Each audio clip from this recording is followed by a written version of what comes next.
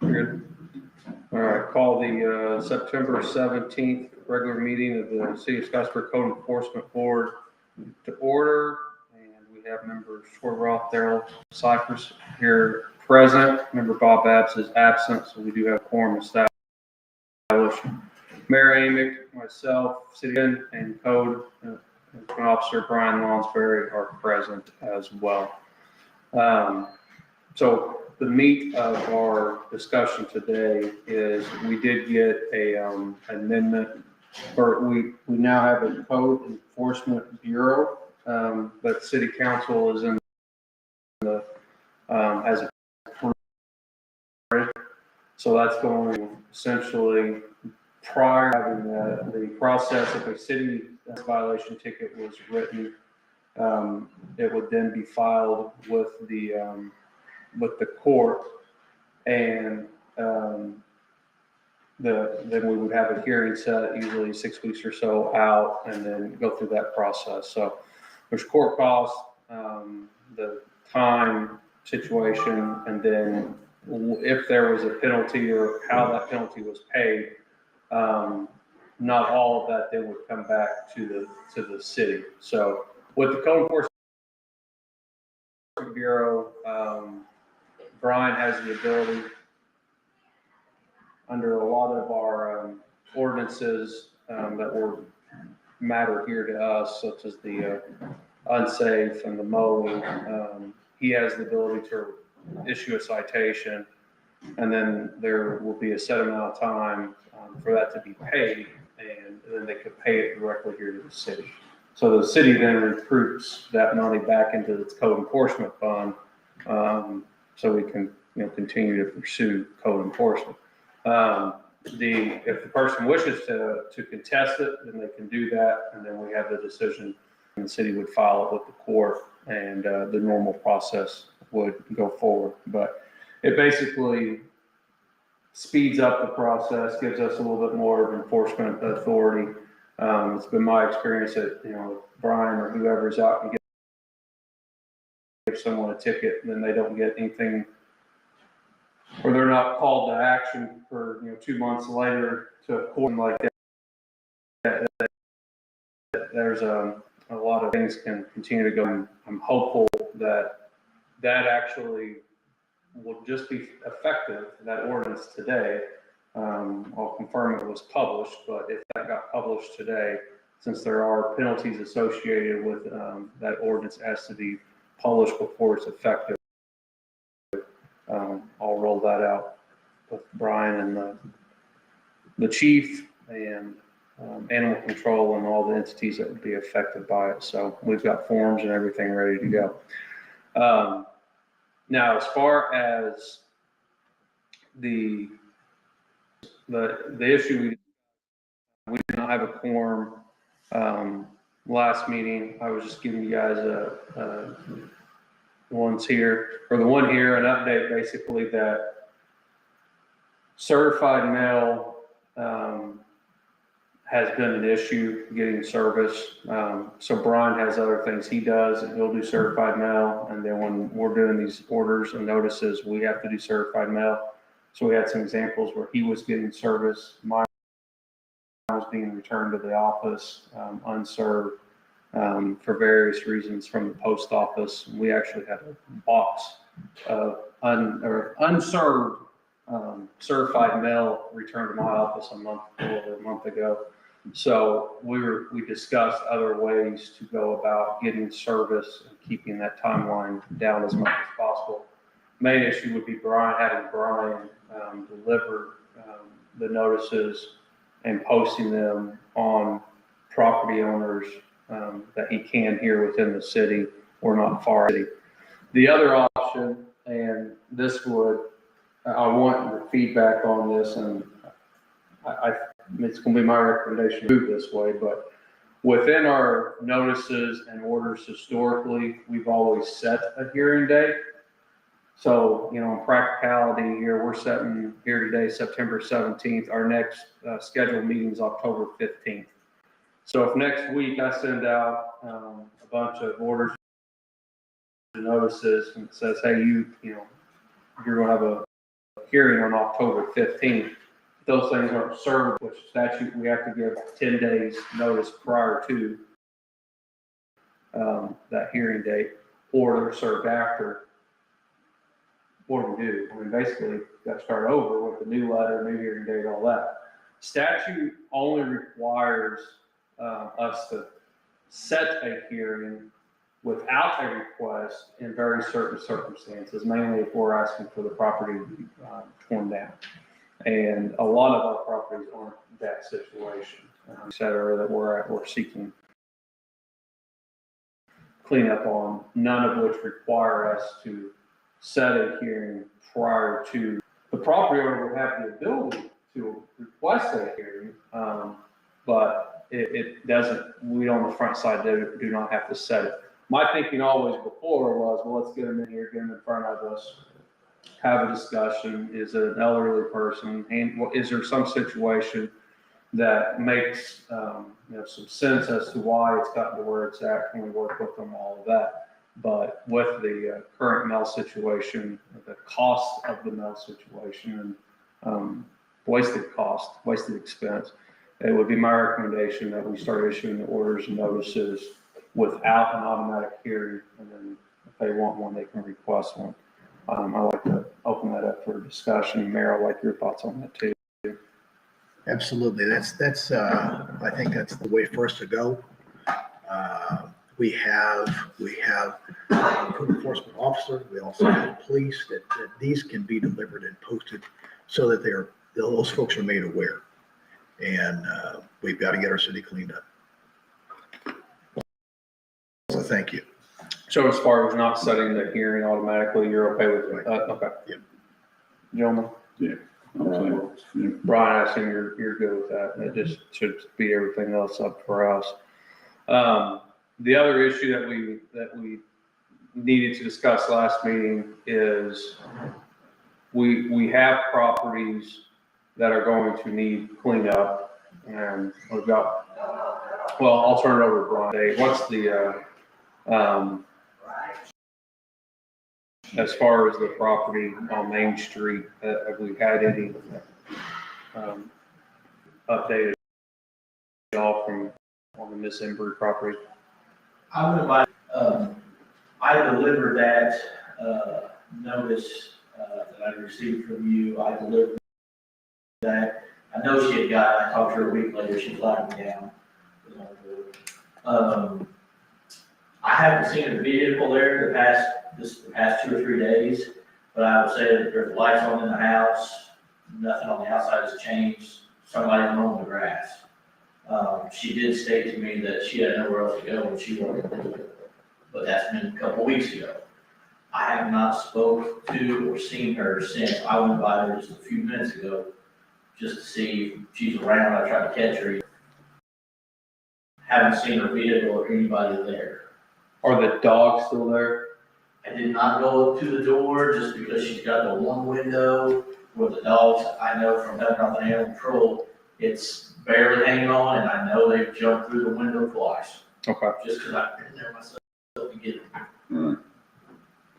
I didn't hear any dog. I turned down the radio and pulled in, like maybe hear a bark or something, but I haven't seen her there for probably 2 weeks, and I've been trying to see there, vehicle there, see something. You know. I saw her Saturday morning in her yard. Okay, well then you. With dogs? There was no dogs outside. All inside anyway, Yeah. unless she's walking them Yeah. in cages. Yeah. They're on the yard when she's there, but whether or not she's still in there, I can't tell you yes or no for sure. So one of the big issues with that one is trying to facilitate the removal of a large amount of animals, and who has the capability of doing that. And I know I talked with one of the city council members about that issue, and with Mr. Smallwood, Councilmember Smallwood, how we, it'd be a big strain all of a sudden on our animal control if we had 13 new animals there. trying to figure out the appropriate or the best case scenario to rehome or, take care of those animals while this matter's proceeding. And Kevin had mentioned having some potential contacts, and I don't know on that if there's an animal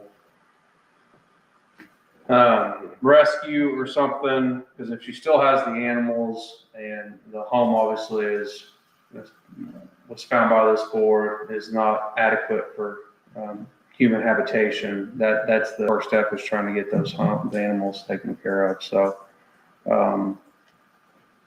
There's Melanie at the Humane Society, that's who all the dogs at the shelter, Melanie comes over after they've been at the shelter for so many days, and then she takes them if they're able to be adopted. Melanie takes care of all that. have you had any discussions with her on this property? She knows, she's tried to get some of the dogs from her, and Daphne won't. Well, I mean, if we were involved and they were required to be removed, could she assist us in? I can ask her and see. I know most of the time they don't take pit bulls. I will tell you that. They have a hard, it's just the insurance, you said, and just the nature of the animals. A lot of times, even when I was down at the animal shelter, they don't really take, I don't recall one pit bull she's ever taken. I can go talk to Melanie if you want to have to, but she always does the adoptions over here.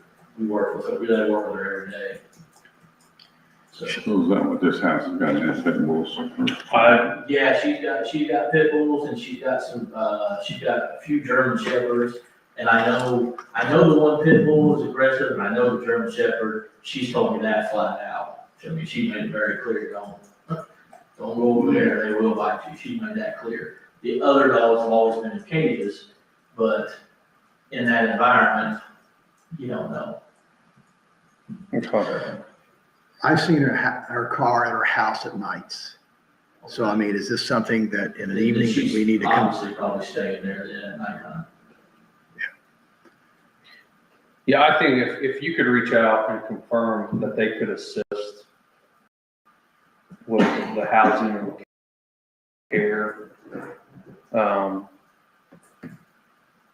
let's circle back, and then we can facilitate a plan to move forward with that.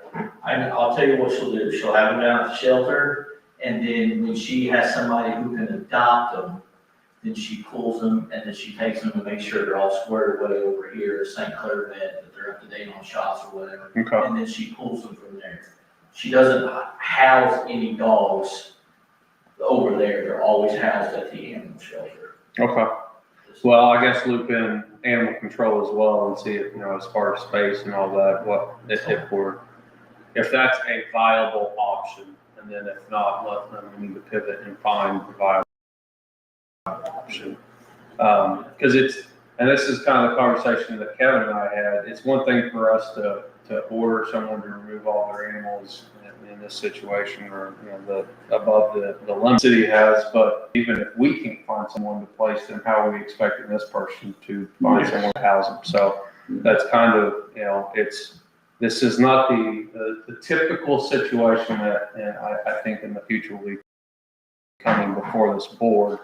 It is when we're trying to handle humanely and facilitate the safety and care of the animals as well. So Let me say this as well. We do have a new animal control facility, and we have stalls for the animals. But if in a case that we are overflowing, we do have other areas that we can go to. We have a facility and building this. We had animals in cages in these other buildings. So we should be able to accommodate even if we're going over to the other building. And so There's 6 cages in the back that you can be, that's fine until it gets cold. Then you have to do something, and I was just over there the other day, and they're plumb full at the new shelter. They're full. So even if you took them, there's 6 back there in the back, you could maybe do 2 in the thing, there's plenty of room. But even then, that would be viable until it started getting cold, you know, just, that's what they always done, that's how they've always done, you know, you can't leave them out there with freezing. Now, when that's gonna be, that may be a month, maybe. I would hope by then they would start adopting them out. You know, this, you know, we do need to take action. This has been ongoing for quite a period of time. And, you know, and again, that, those open up and fill up and they're going out as well. So, cause I've been over there on several issues. And last time I was there were five or six empty. I was there Monday and they were full. Okay.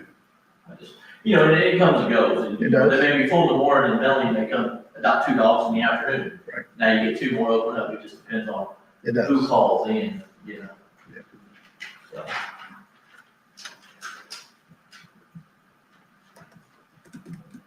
I will speak with Melanie and I'll go talk to Ed and see. Okay. So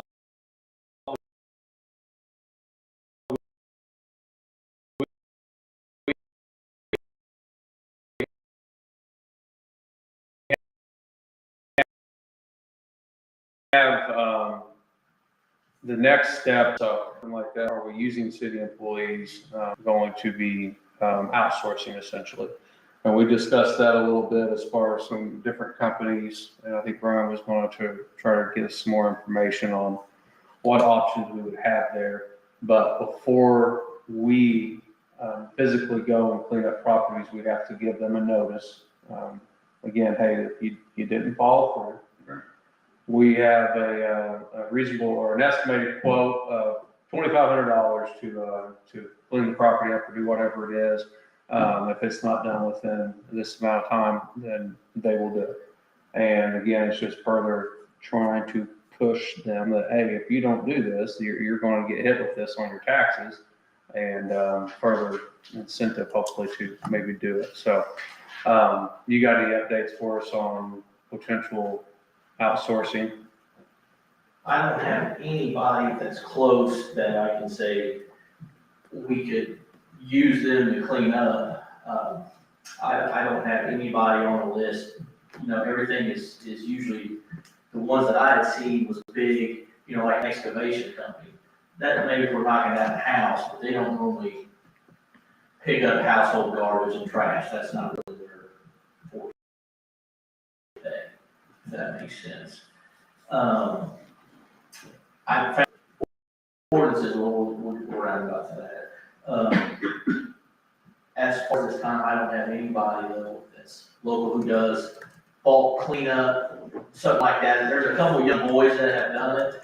In town, they cleaned up a couple houses where I wasn't involved. Somebody bought the house and they just do like a local junk removal cleanup. But that's it. Just to let this board know that the city does have 2 lightning loaders, and that's what we typically use.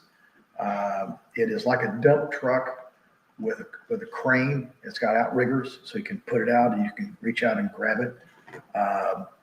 We've been doing this for quite a while. So at this point, if we get to the place where we're so encumbered with utility issues or in that infrastructure, we can certainly, I've reached out to some folks to see if they're willing to do this as well. So that can be a backup for us. But at this point, we've been doing it ourselves. The only issue I see when we run into on the cleanup of the properties is, again, we kind of touched on it last time, is what's junk and what's trash. Who makes the decision on what I think is trash and junk? Josh may not think it's trash, but who makes that decision before we just start chucking stuff in away? Like, you know, there's some instances, and I'll bring one up here down the road, where we know it's just trash. It's just straight up trash. There's no thing. But then you get one like on Meridian where they got the toys and they got this and they got, you know, a broke down four-wheeler. And guys, who decides what that's junk or trash and you throw it away?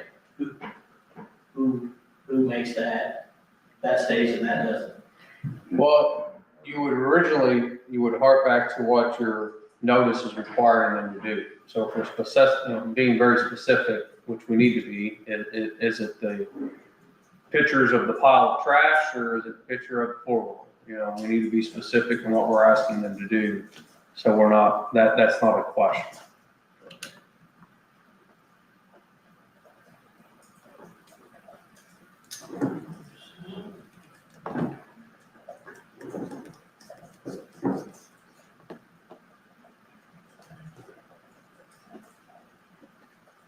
I'll make sure on every time I send them, you know, like our normal letter, put in exactly, very specific detail of what exactly each thing is, not a problem.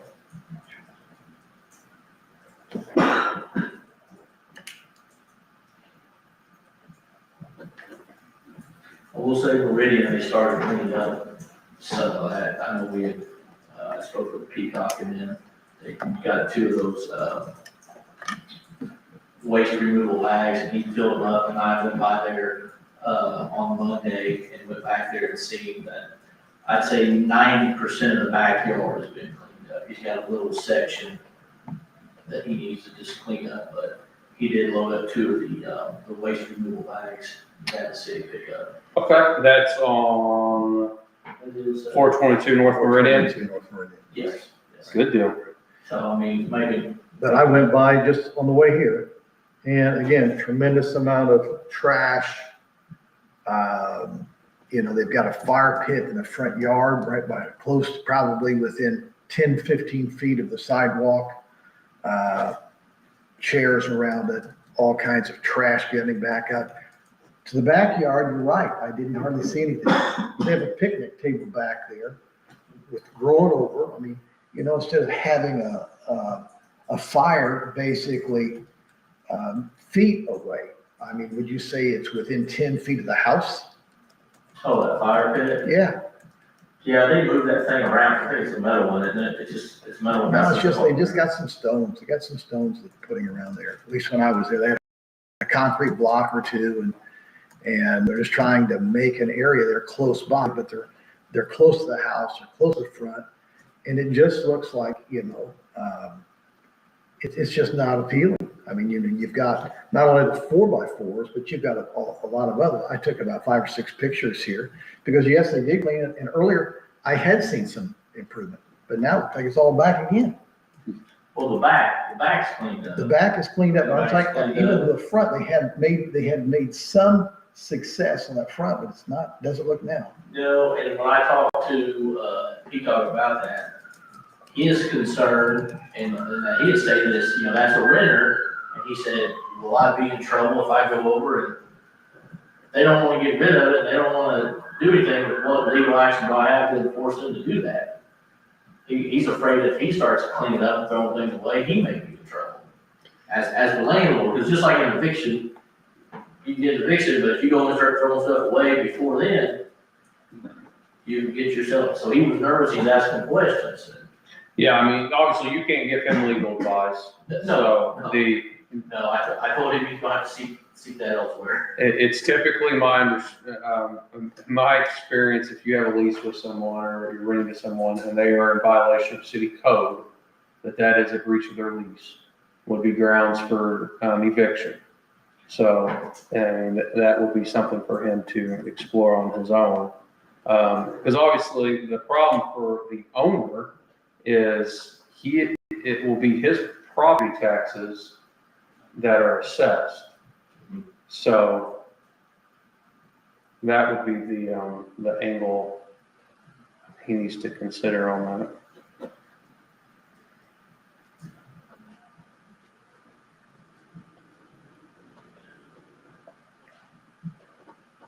And what they've done on the front porch, as I've noticed, Mayor, they just been closing the door. The door's closed and they put stuff in the windows. You can't even see it. That's just to hide it. Yes, I mean, Yeah, I mean, landlords are vital to our success on these matters.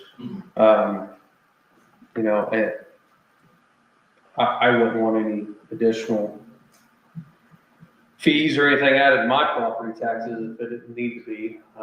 But that's, you know, that's where we need some assistance. And, you know, obviously each situation is different, but, you know, that's the end result here.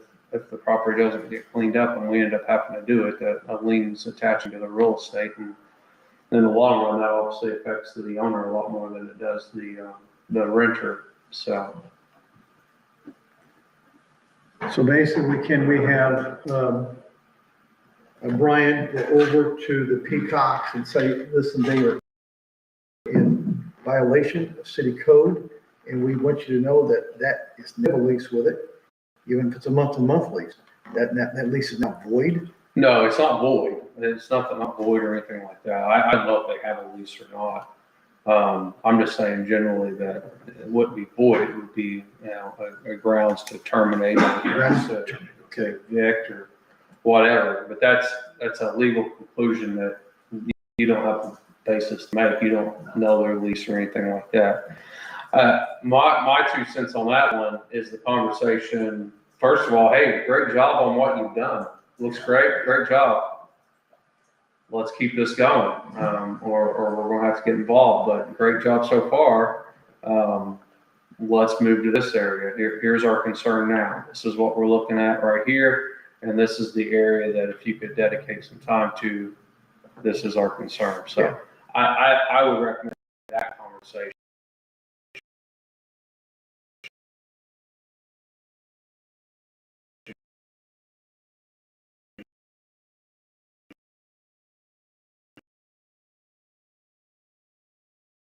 Pretty quickly. Yeah, I reached out to him, kind of give him the old attaboy, and let's just keep moving along. That's kind of the best way to do it.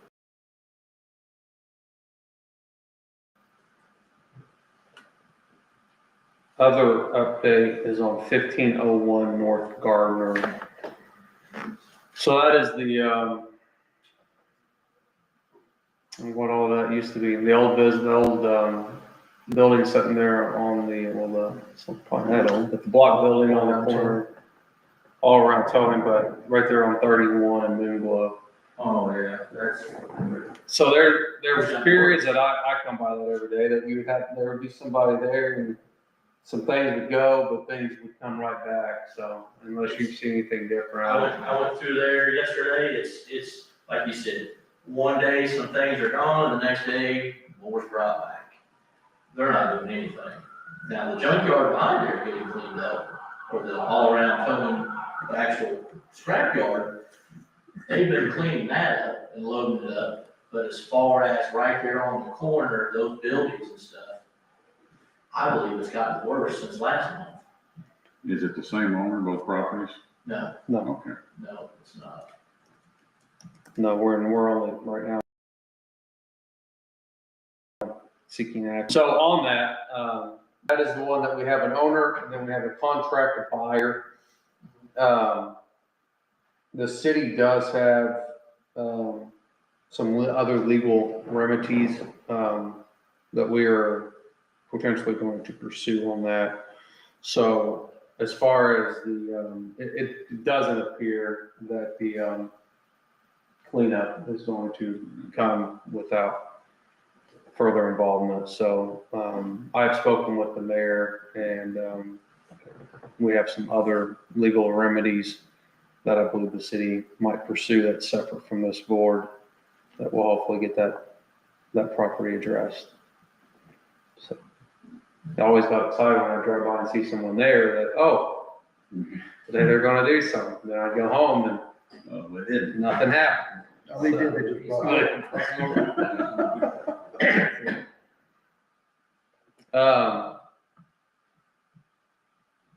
The next round, I'm going I'll issue those without the set hearing date, and then so those will move hopefully a little quicker. And we get the answers from, on animal control And Humane Society, hopefully we can give, if the animals are still there, we can give that some attention here within the next few days.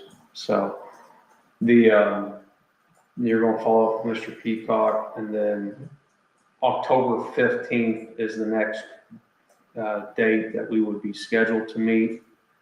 That works for me. Does that work for you guys? Brian, does that work for you? Yeah. 1 PM, that's still good for you guys?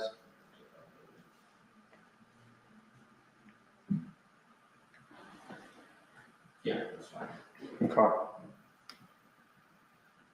Anything else you want to tackle today? I had something, and I wanted to bring it to your guys' attention to see how you would like me to proceed on this. I know you had stated issuing tickets here, earlier. Let me just bring it up so you can see what I'm doing. Well, if it's something you're wanting legal advice on, let's discuss outside of me, all right? So on the lady on Miss Embry, is this where we're going to look positions there that do need to be able to put so many we can? Yeah, we'll need to coordinate and see what we've got available, and if we can't, if we can find another entity that can assist. Okay, and then, so is this, okay. Also then, what about on Terrell and South Main? What is it? Terrell and South Main? Those will be the ones that we're getting ready to issue without the There you go. automatic hearing. Oh, 509 South Main? Yeah. Yeah, that one, that'll be one, and then you had, There's multiple. yeah.